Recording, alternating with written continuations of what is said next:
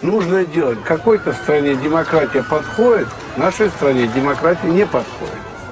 Нашей демократии нужен человек авторитетный. У нас хорошо, когда долго один есть царь.